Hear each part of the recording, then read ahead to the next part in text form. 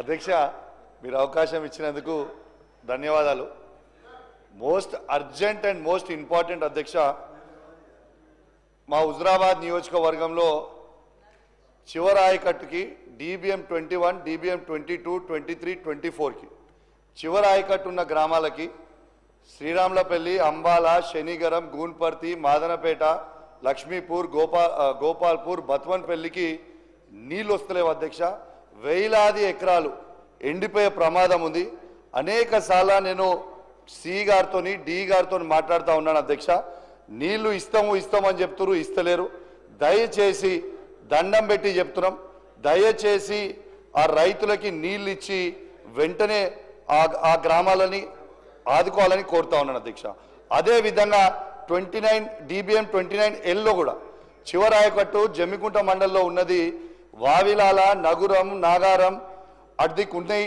మళ్ళీ ఇల్లంతకుంట మండలంలో బూజ్నూరు, సీతంపేట, పాతర్లపల్లి, మరువన్పల్లి, భోగంపాడికి నీళ్ళు అందుతలేవు అధ్యక్ష.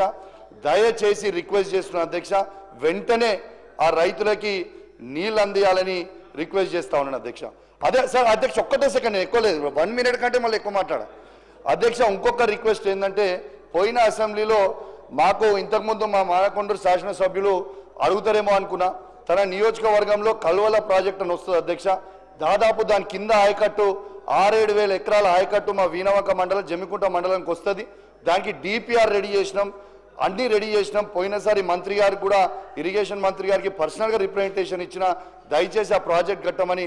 ఇప్పటివరకు పోయినసారి అసెంబ్లీలో చెప్తే ఇప్పటివరకు కూడా దాని మీద రిప్లై కూడా రాలేదని చెప్పి కూడా ఈ సందర్భంగా మీకు తెలియజేస్తా ఉన్నాను అధ్యక్ష. వన్ లాస్ట్ థింగ్ అధ్యక్ష, మాట్లాడుతూ మొన్న డిప్యూటీ సీఎం గారు హుజురాబాద్ నియోజకవర్గంలో ఇంత రుణమాఫీ చేస్తామన్నారు కదా అధ్యక్ష.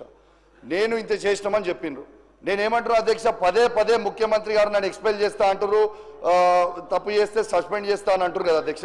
నేను ఓపెన్ ఆఫర్ ఇస్తున్నా అధ్యక్ష, 107 గ్రామ పంచాయతీలలో ఏ ఒక్క గ్రామ పంచాయతీలైనా హుజురాబాద్ నియోజకవర్గం 100% రుణమాఫీ అయితే నేను రాజీనామా చేసి నేనే వెళ్ళిపోతా అధ్యక్ష. ఇది గ్యారంటీగా చెప్తా ఉన్నాను. ఇంకోటి అధ్యక్ష, లాస్ట్ ఇంకోటి అధ్యక్ష, మొన్న స్టేషన్ గన్పూర్ నియోజకవర్గంలో ముఖ్యమంత్రి గారు 800 కోట్ల రూపాయలు ఇచ్చిర్రు.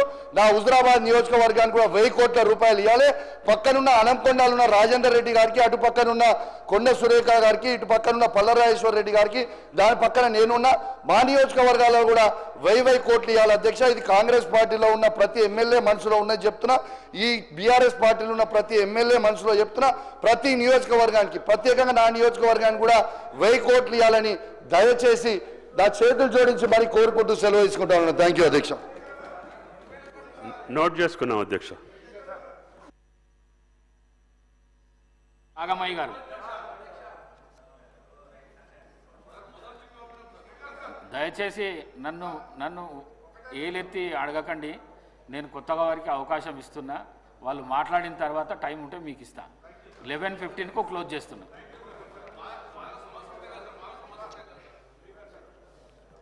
ధన్యవాదాలు అధ్యక్ష, అవకాశం ఇచ్చినందుకు మీకు కృతజ్ఞతలు. ముఖ్యంగా మా సత్తుపల్లి నియోజకవర్గంలో సీతారామ ప్రాజెక్టు కింద మాకు మళ్ళీ పడావు గత 5 సంవత్సరాల నుంచి మూలన పెట్టిన ప్రాజెక్టు మళ్ళీ మన ప్రభుత్వం వచ్చిన తర్వాత మన జిల్లా మంత్రివర్యులు మరియు మన ఇరిగేషన్ మినిస్టర్ గారి సహకారంతో ముందడుగు వేయడం మా రైతులకు ఎంతో ఆనందదాయకంగా ఉంది.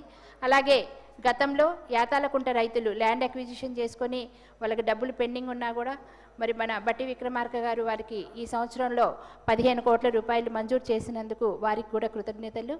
అంతేకాకుండా ఇప్పుడు డిస్ట్రిబ్యూటరీ ప్యాకేజ్